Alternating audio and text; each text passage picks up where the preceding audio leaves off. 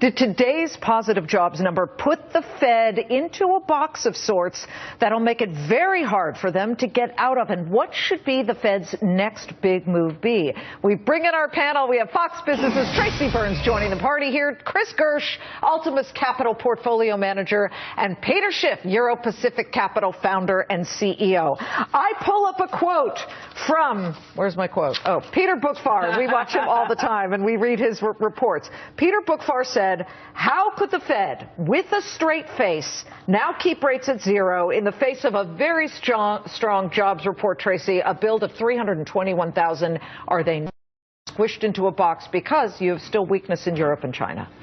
I think 1 month does not a trend make, and that's going to be their case with this, and I don't think they're still going to do anything. I agree with Peter. I think it's high time. We've talked before. I think interest rates should be higher. That would spur the housing market. But I still don't think the Fed is going to move. Peter Schiff, does Janet Yellen have to play contortionist and squish? We actually ordered contortionist video to show what it means to really get stuck into a box. This is kind of amazing. Oh. This is amazing. Look away, look away. That hurts. But there's weakness globally, and yet what appears to be strength here. Yeah. What do you say?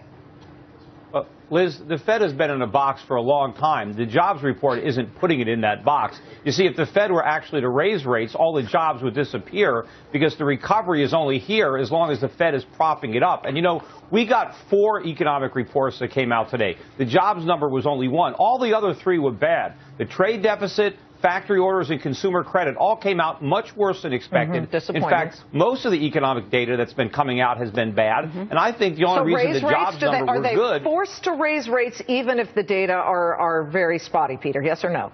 No. They can't raise rates. Cannot. I mean, they should have raised them a long time ago. But the problem is this is a bubble. And if they raise rates, they're going to prick it. It's not a genuine recovery. Then they're in a box. It's just There's your bubble. answer, Chris. Do you agree with that? I believe they're absolutely in the box, but it's not the U.S. or anything that's been doing it locally. It has been the fact that Kuroda shoved Yellen in the box, continuing to print that money overseas, and then Draghi taped it shut because, you know, with their deflationary concerns and his inaction, I believe that she's not only in a box, but she's taped shut until the ECB and Japan slow down what's about to happen in the first quarter of next year. All right, so Janet Yellen needs to practice with Cirque du Soleil. We'll be watching that. Let's get to gold. You may all gold just plummeted over the past year, but the volatility over the past 2 weeks was important enough for us to put together this graphic. It kind of makes your head spin. Up, down, all around, right off the bat. I go to Peter Schiff first on this. How do you profit amidst the volatility of gold? Well, first of all, gold hasn't plummeted this year. Gold is about where it began the year. It's basically unchanged. So you might think it's dropped a lot based on all the negative press, but it really hasn't gone anywhere. It went down the prior year. But I disagree with what one of the panelists just said about... Let me just point this out. It hit a 52-week low at 1132. You are correct. Then it found support around 1180, and right now we're at 1191 per ounce. Yeah, but that's about where it started the year. I mean, this is where it was in January. But the point is, what's really propping us up is all the money printing that's going on in Japan and all the money that they think they're going to print in Europe. That's what's propping up the dollar, and that's what's hurting gold. Is there a trade here, But when Peter? people find out that we're going to print more money... Excuse me? Is there a trade? What should people buy if they're listening to you? Yes, I'm getting to that. When people figure out that the U.S., the Fed, is going to print more money than Japan and Europe combined, that we're not getting ready to tighten, we're getting ready to launch QE4, that's going to light a fire under the gold trade because people are hiding out in the dollar right now, but they shouldn't. They need to go to gold. Well, Peter, we love you, but how long have you been singing the gold song? And to your point, if gold is exactly where it started at the beginning of the year, but if gold is exactly where it started at the beginning of the year, why should anybody bother at this point? I mean, truth is, you can find easier ways to make money that are sure bets in the equity market. Chris, no QE4, you think? Yeah, there is no sure bet in the equity market. Here's a trader. No, Peter, I'm going to tell you how you trade gold. Peter, this is how you trade gold. I trade gold. All right, the VIX is down around 11, 12. You're not buying gold at that. It's a risk play right now. The strong dollar, with the yen being printed, you're But here's the thing. Volatility has to spike up, and we have to have a pullback in the S&P before we buy gold. So all the viewers, if you're playing the gold play, the VIX has to come up around 18, S&P has to come off a little bit, and the dollar strength right now, do not buy gold as long as the dollar continues to be over 120 versus the yen. I'm not to be fair with Peter, Peter is not a short-term trader. Peter, you're a long-term guy, correct? Well, I want to be in gold. And as you know, Tracy said, how long I've been talking about gold since it was under $300 an ounce. And yes, we've had a couple of years where gold has gone down, but I think we're getting ready for another big leg up. I still maintain we're going to go to 5,000 and higher. And so people need to own gold, and they need to understand why. But you just don't own gold. You have to own other assets too. Well, of course. Tracy's talking about a sure thing in the U.S. stock market. I'm just saying, 18 years ago, Alan Greenspan was talking about irrational is a little exuberance. safer for your 401k than gold right now. Okay, hold on. We want everybody watching to join the debate. Do you agree with Peter, or do you agree with Chris, or do you agree with Tracy? Is it a good or bad time to invest in gold? Are there better trades? Send us a message on Facebook, or you can tweet us at FBNATB. And for Facebook, it's facebook.com/afterthebell. Don't go away, because coming up, they're staying with us. Our big oil M&A deals on the horizon with oil so cheap. And last night, millions tuned in to watch Peter Pan live. But can it fly NBC to new heights?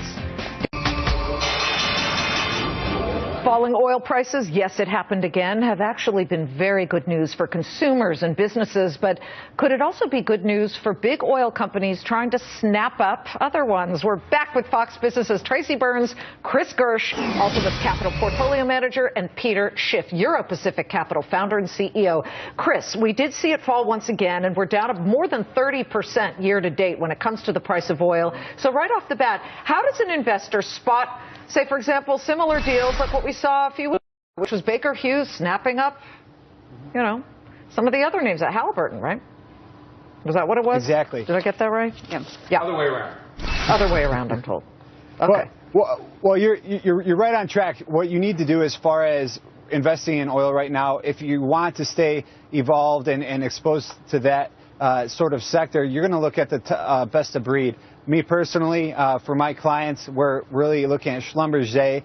They've looked at a couple targets from my understanding, and those type of top-tier oil sectors, they are going to potentially be acquiring a lot of these mid-tier regionals that have popped up. And so look for the best of breed, but I still don't think oil's going to stop and reverse its track anytime soon. So really be careful. Don't catch a falling knife here. Okay, Peter, what do you think? I mean, Boone Pickens came out. He may be talking his book. That was sort of the consensus, but said, oh, no, it could go back up to $100 a barrel. Where do you see oil going?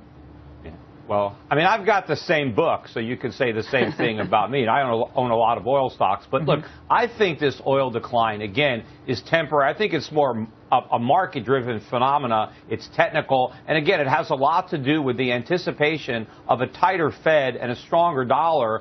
The dollar has strengthened, but the Fed hasn't tightened, and I don't believe it's going to tighten because, again, I think the recovery is a mirage, and as more people figure this out in 2015 and the dollar trade reverses, I think you're going to see a sharp reversal in oil as well. Okay, but let's not fight the tape, Tracy. Right. Let's find out what the trade is for people watching right now. I mean, look, valuations are low, Liz. You still have interest rates that are rock bottom. This is holiday season for M&A, quite frankly. I mean, and if they're going to do it at any time, I think you're going to start to see it, especially before the end of the year, if you have to roll in tax purposes. And with holiday season comes holiday broadcasts. Let's get to what happened with NBC. Last night, NBC aired its live musical broadcast of Peter Pan. Live. Need I say live 50,000 times? Well, the network had huge success last year with The Sound of Music Live, which was in a way an experiment that garnered about 18+ million viewers. This time around, Allison Williams kind of flying around here and there, 9 million viewers. That's still a lot, Tracy. So does NBC continue to go with these live things, or when you cut those numbers in half, is it time to finish out with the live musicals? So I think 18 million people last year who watched The Sound of Music were sorely disappointed, which is why you only got half of them back this year. And I think you're going to get half of that if they try to go any further with this. It didn't work, and they really, it's okay. You could tape. Lots of people do. Chris, why didn't it work? What do you think?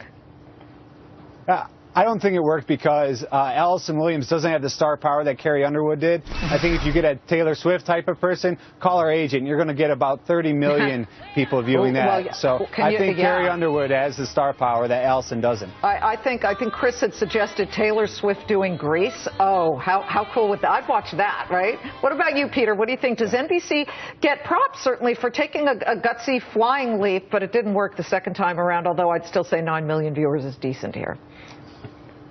I don't know. I didn't see it, but, I had an idea. Why don't you and David start singing the closing bell? Maybe that'll up the rating. Interesting idea. I know you can carry a tune really well. I don't know about David. On that note, I actually saw it. I had to turn off my Bears. The Bears here at stunk FBN. yesterday. Well, it was that bad, right? Okay, Chris. Thanks very much. Chris Gersh, Tracy Burns, Peter Schiff. We will not be singing after the bell, but maybe countdown. Thanks, gang. You know you want to. I can fly, but I can't sing. If you think it's a good time to invest in gold, Wayne says, I think 10% of one's assets should be in physical gold. Mike says, I'd wait until the price starts to stabilize before buying, as it may still go lower. Okay, the number one thing to watch for next week. We spin it forward and bring it back to Peter Schiff, Euro Pacific Capital founder and CEO. You know you want to. To quote you, Peter, what do you think is the number one thing to watch?